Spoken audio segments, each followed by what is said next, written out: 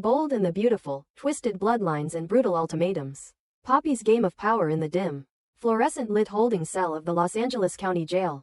Luna sat alone, the cold metal bench pressing against her spine. Her eyes were swollen from crying, her hands trembling with disbelief. Her entire world had crumbled in days. Once the bright, promising star with dreams tethered to the fashion world and the Spencer legacy. Luna was now a prisoner, both in reality and in the twisted schemes that had led her here. The door buzzed, then creaked open.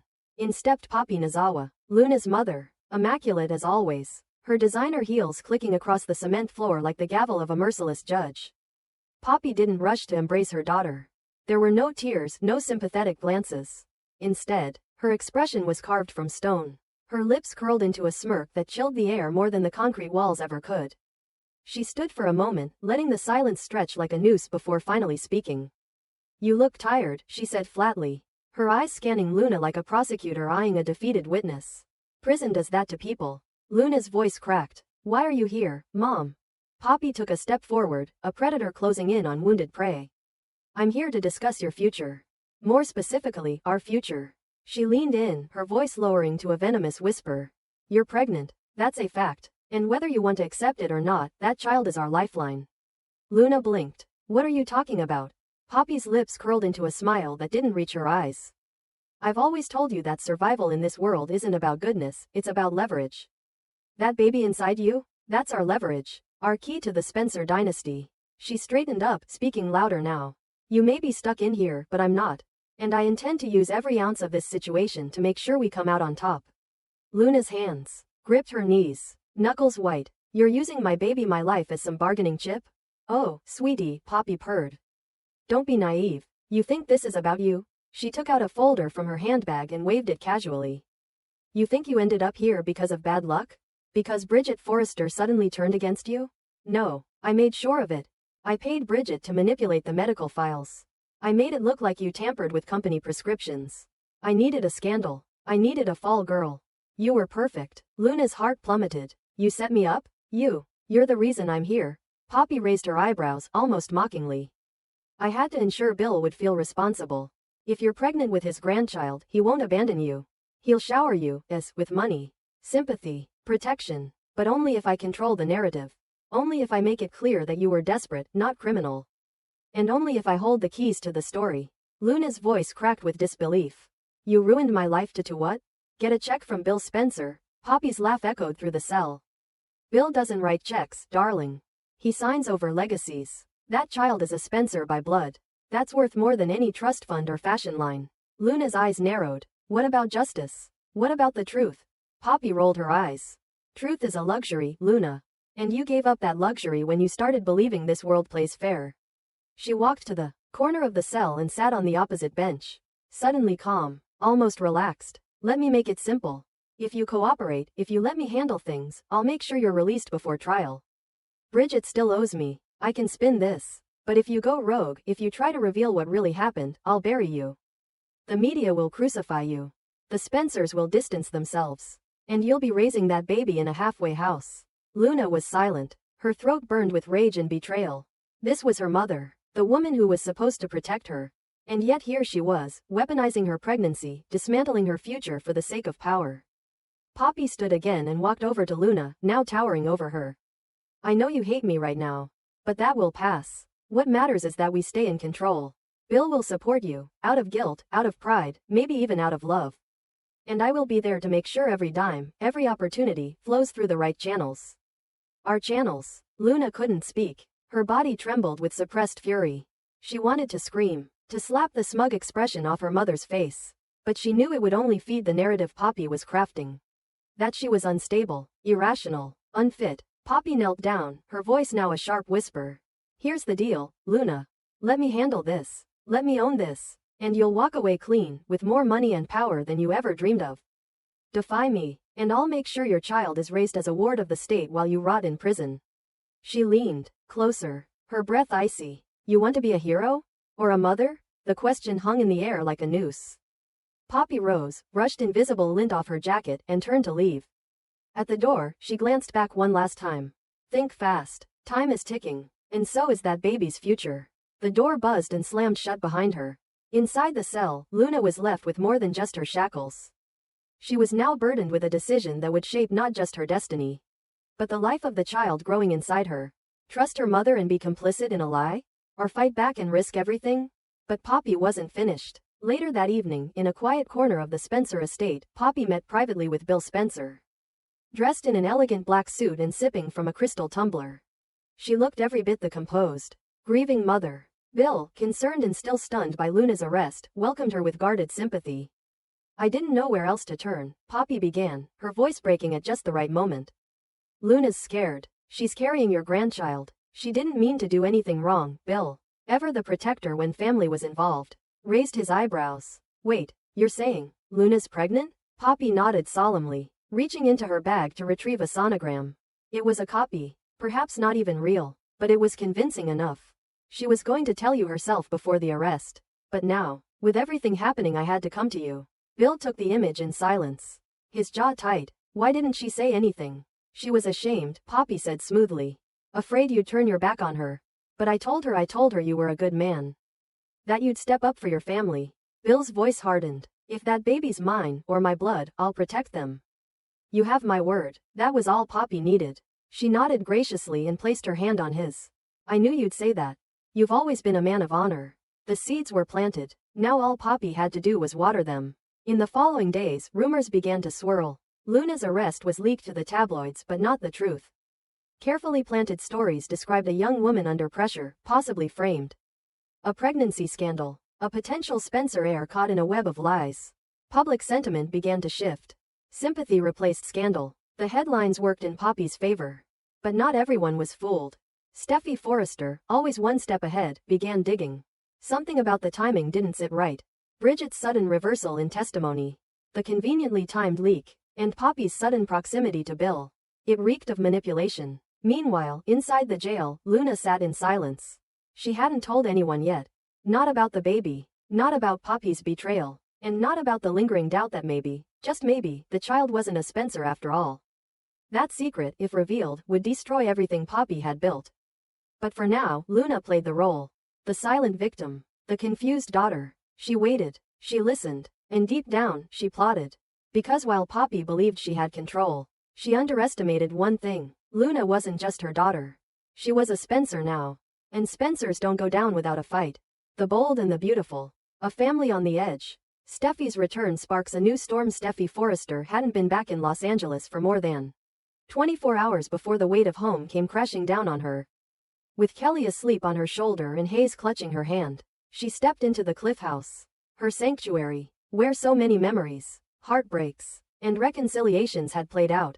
The moment she saw Finn standing there, eyes filled with longing and remorse, her chest tightened. The distance between them, both physical and emotional, dissolved in seconds. No words were needed. They were together again. Steffi ran into Finn's arms, tears flowing freely as they embraced. For that one moment, all was right. The family was whole. But the moment was short-lived. No sooner had the children been tucked into bed and the house quieted than the truth shattered the peace. Finn sat her down, his voice trembling with restraint. There was something she needed to know. Something urgent. Something that couldn't wait. Luna's alive, he said, watching her carefully. The words didn't register at first. Steffi blinked, confused. What are you talking about? Luna, the girl who disappeared? The one who overdosed and went missing? Finn nodded slowly. Yes. She's alive. She came back. She's pregnant. Steffi's body stiffened. Pregnant? She repeated, disbelief hardening into fury. By who? Finn didn't answer fast enough. That's not the worst of it, he added quickly, knowing the explosion that was coming. The baby might be mine. The room spun. Steffi stood up, backing away from him like he'd just confessed a murder. What did you just say?